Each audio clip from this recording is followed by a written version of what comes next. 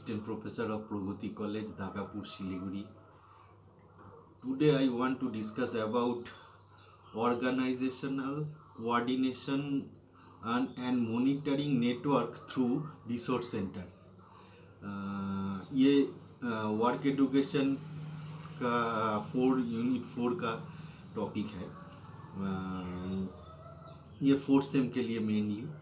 तो अभी जो डिस्कस करूँगा वो है वर्क एडुकेशन में किसी भी प्रोडक्शन हो, किसी भी क्रिएटिव वर्क हो, उसके लिए जो भी सामान चाहिए, जो भी इक्विपमेंट्स चाहिए, जो भी चीज़ चाहिए, उसको रिसोर्स कहते हैं। वो है रिसोर्स। समझ में आया?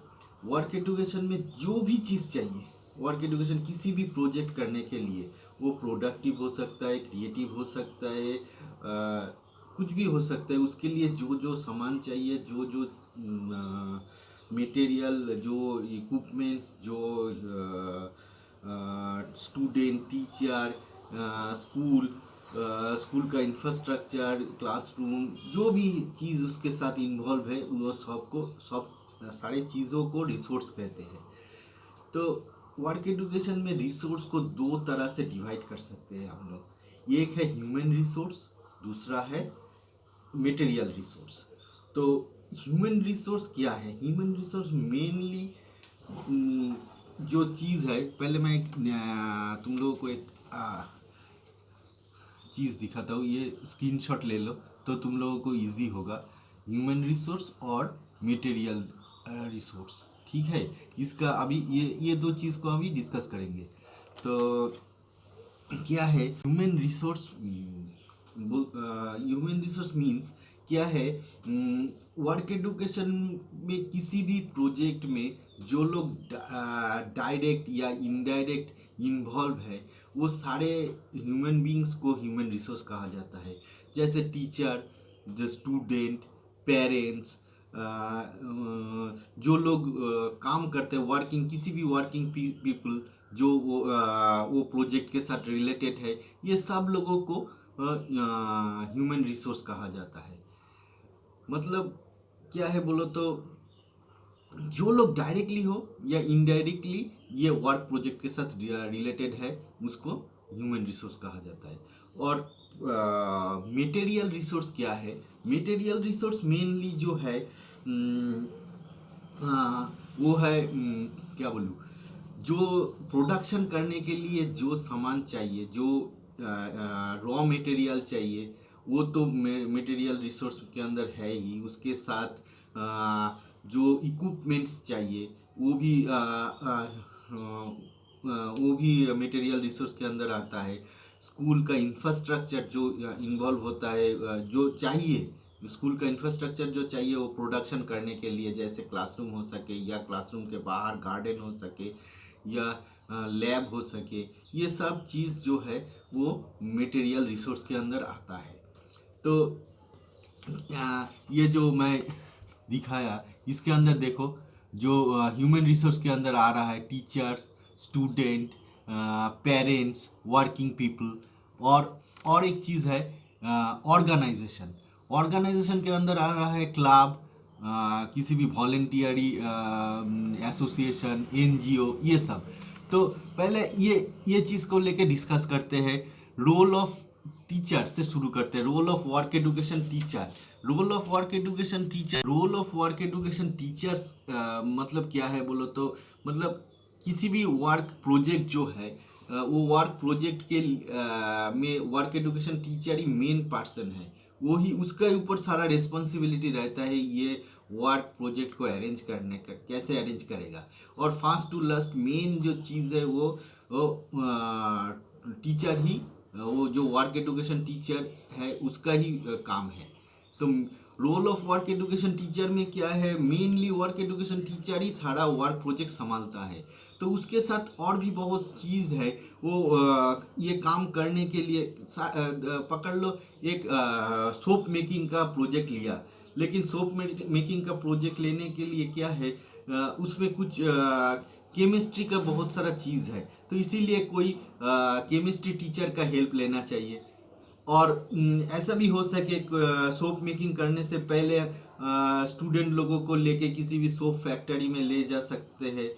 तो लेके वहाँ का जो एटमॉस्फेयर कैसे है, वहाँ का जो लोग वर्कर्स है वो लोग कैसे काम करते हैं, ये सब वर्क एडुकेशन टीचर दिखाता है वो का प्रोजेक्ट शुरू करने से पहले। मतलब क्या है, ह्यूमन रिसोर्स के अंदर ये सब भी आ रहा है। दूसरा सब्जेक्ट का केमिस्ट्री टीचर या वर्किंग पीपल, ये सबको इन्वॉल्व करना जो है, ये वर्क एडुकेशन टीचर का एक काम है, बहुत इंपॉर्टेंट काम है। दूसरा चीज़ क्या है, सिर्फ क्लासरूम या लैब में ये वर्क प्रोजेक्ट नहीं रहता है।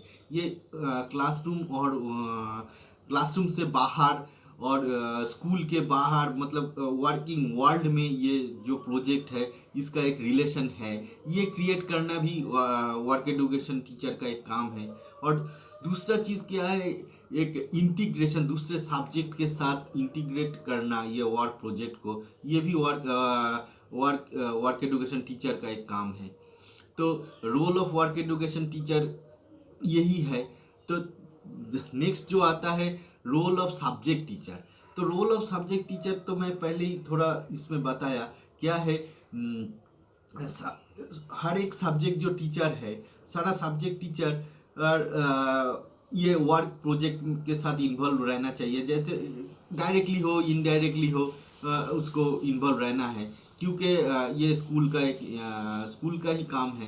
तो इसमें इन्वॉल्व रहना है। और जिसे वो वर्क प्रोजेक्ट के साथ डायरेक्ट इन्वॉल्व रहना है, जैसे केमिस्ट्री टीचर, उसको तो रहना ही है। तो वो अगर डायरेक्टली इन्वॉल्व रहेगा तो जो स्टूडेंट लोगों को जो नॉलेज मिलेगा, वो नॉलेज जो है वो प्योर कंप्लीट नॉलेज होगा। क्योंकि केमिस्ट्री का जो जो चीज़ उसके साथ रिलेटेड है वो भी उसके दिमाग में आ जाएगा, वो भी जान पाएगा वो लोग।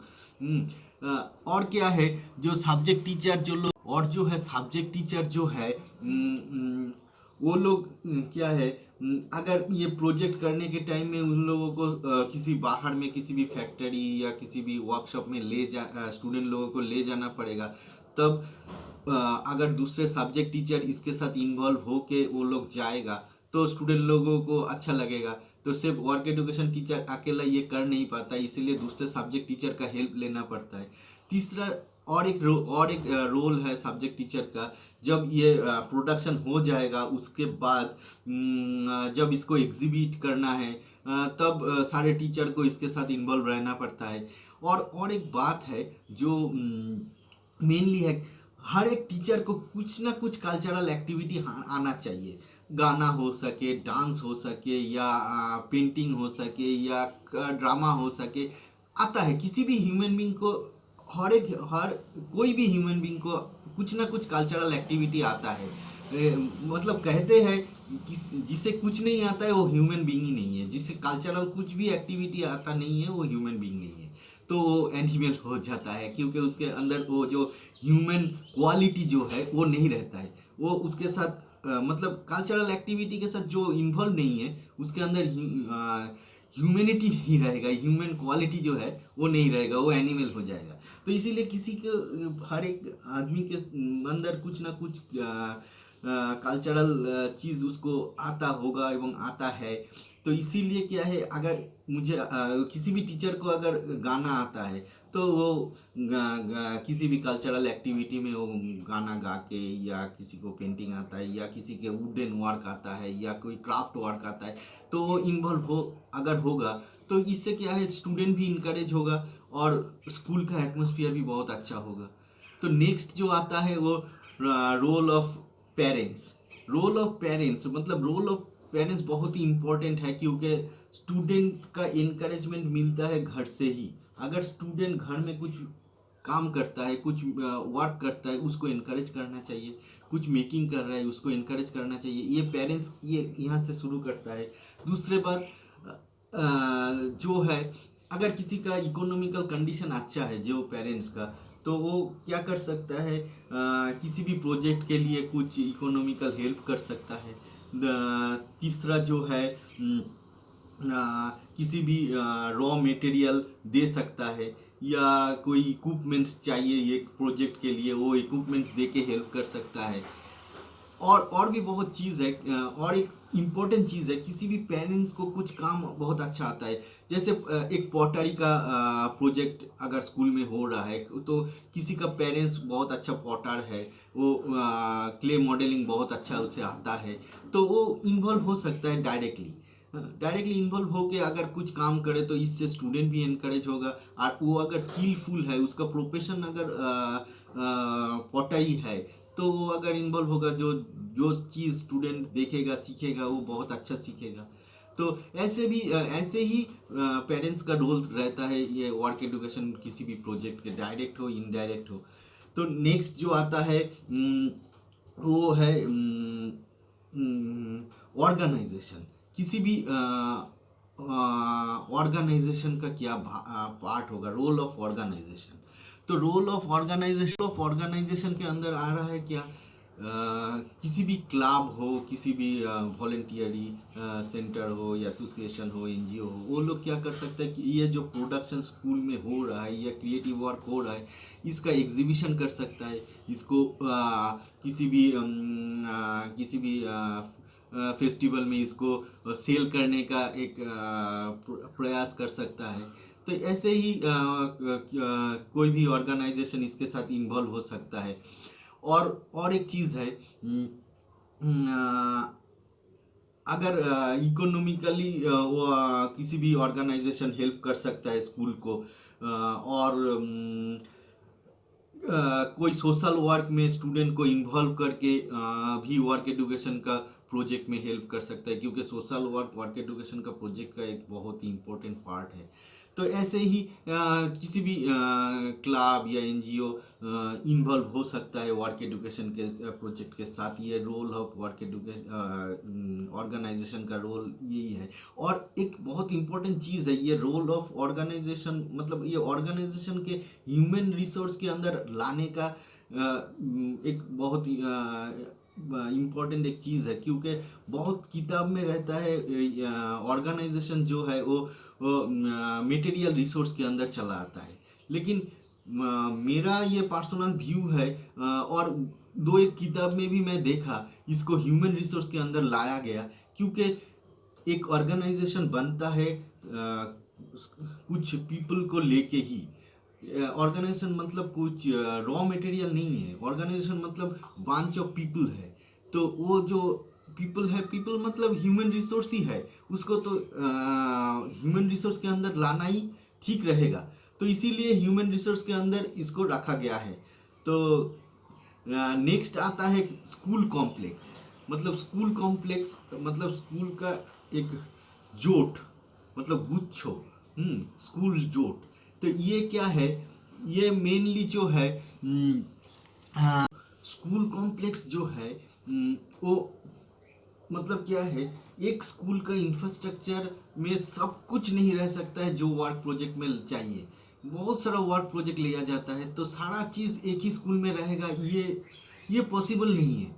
तो इसीलिए क्या है, एक स्कूल के नज़दीक दूसरे स्कूल में भी कुछ कुछ रहता है, कुछ इंफ्रास्ट्रक्चर रह रहा है जो इस स्कूल में, एक स्कूल में नहीं है, दूसरा स्कूल या तीसरा स्कूल जो नज़दीक में पड़ता है। तो अगर ये सब स्कूल एक साथ मिल के एक वर्क प्रोजेक्ट करे, तो इसको तो क्या है, वो इंफ्रास्ट्रक्चर का कमी और नज़र में नहीं आएगा। तो ये क्या है, ये जो इसे जो कहते हैं ये स्कूल कॉम्प्लेक्स है। इसको कोठारी कमीशन में ये जो स्कीम है, ये स्कीम यूज़ किया गया है स्कूल कॉम्प्लेक्स बोल के। तो बहुत सारा स्कूल में बहुत सारा इंफ्रास्ट्रक्चर है जो एक साथ मिल के अगर काम करेगा, तो तो जितना भी प्रॉब्लम रहता है वो सब सॉल्व हो सकता है। तो सारा प्रॉब्लम सॉल्व हो सकता है ये स्कूल कॉम्प्लेक्स अगर एक साथ सारा स्कूल होके काम करे। ये कोठारी कमीशन का राय है, मतलब कोठारी कमीशन में ये कहा गया है। तो ये है। और नेक्स्ट जो आता है, मतलब लास्ट में जो आता है मटेरियल रिसोर्स क्या है, तो मैं पहले ही बताया मटेरियल रिसोर्स क्या है। मटेरियल रिसोर्स के अंदर आता है जो प्रोडक्शन, मतलब जो मटेरियल है, जो मटेरियल प्रोडक्शन के लिए काम में आएगा, वही मटेरियल रिसोर्स है। जो जो कुछ भी हो सकता है, और इंफ्रास्ट्रक्चर भी प्रोडक्शन मटेरियल रिसोर्स के अंदर आता है। हाँ, क्योंकि इंफ्रास्ट्रक्चर में बहुत सारा चीज़ रहता है जो स्कूल इंफ्रास्ट्रक्चर मटेरियल रिसोर्स में आ जाता है। तीसरा चीज़ क्या है, जो जिसमें भी प्रोडक्शन वैल्यू है, जो भी सामान में, जो भी ऑब्जेक्ट में प्रोडक्शन वैल्यू है, वो है मटेरियल रिसोर्स के अंदर। तो मटेरियल रिसोर्स के अंदर क्या है बोलो तो, जो भी चीज़ में जिस चीज़ से मतलब जो भी मटेरियल से कुछ प्रोडक्शन कर पाए, वो मटेरियल रिसोर्स के अंदर आ जाता है। और इसको क्या है, इसको रीयूज भी कर सकता है। ये मटेरियल का एक क्वालिटी होना चाहिए मटेरियल रिसोर्स के अंदर, जो मटेरियल हम लोग यूज़ कर रहे हैं उसका रीयूज भी हम लोग कर सकता है। हाँ, जैसे वेस्ट मटेरियल भी एक मटेरियल रिसोर्स के अंदर आता है। ठीक है, तो ये और ज़्यादा मैं बड़ा नहीं कर रहा हूँ। ठीक है, stay home and save life.